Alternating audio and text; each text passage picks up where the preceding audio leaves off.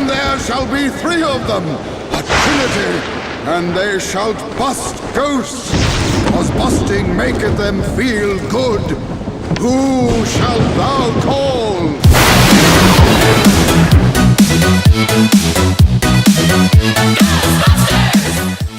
I am of course very familiar with the Ghostbusters franchise, from the feature films to the animated series, although I was not even born when the first movie was released. To think that this concept of a bunch of guys catching ghosts with gadgets built out of random assortment of old stuff that you would expect to find in your parents' garage was a film that I didn't watch, because if I did, there's a possible 80% chance of me getting nightmares after watching it.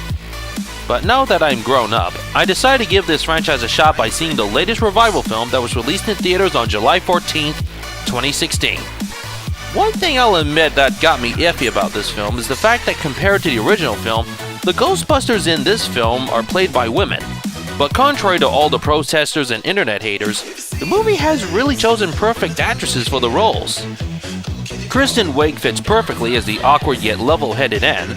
Melissa McCarthy is surprisingly brilliant as the group's leader Abby. Kate McKinnon nails it as the tomboy inventor Jillian, and I especially think Leslie Jones as Patty is a standout character. Oh, hell no, the devil is a liar! Get out of my friend, Ghost!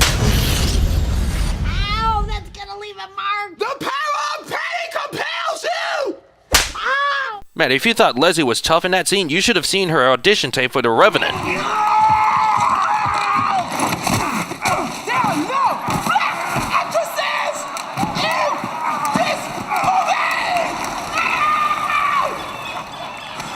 My agent called you twice, then I called you 16 times.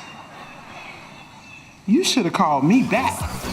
I also love the fact how this movie uses a bit of self-aware humor, such as the hateful comments on social media sites kind of reflect on how there was so much hateful comments and reactions to the movie's trailers when they were released on YouTube. Man, I can only imagine the look of all those internet trolls' faces if they ever saw this film. But of course, what's a Ghostbusters movie without the gadgets and ghosts? In fact, the visual effects artist must have had a ball coming up with many horrifying creatures throughout the film, and the various ghost-capturing proton packs and other gizmos are highly unique and creative. And that third act where all the ghosts invade the city makes it of course the ultimate highlight of the film. After watching the previous films like Goosebumps, the Angry Birds movie, and now Ghostbusters, Sony Pictures seems to have the knack of making the third acts in their films full of action, suspense, and visual comedy. And it also makes it a lot more fun to watch them in 3D. What also surprised me, by the way, is that I thought it was all filmed in New York, but it was actually filmed in my homeland Australia. Now that's pretty cool. What else is to say other than that I had an absolute blast from watching it? And you know what? I have a feeling history might be repeating itself, what with all the backlash it got before the release. Because I'm pretty sure the original 1984 film may had some skeptics out there saying a bunch of guys using these crazy contraptions to catch ghosts would be such a stupid idea for a movie. And yet this film has become one of the greatest comedies of the 80s next to Flying High and the Blues Brothers. And I'm pretty sure that this 2016 version would have the same impact.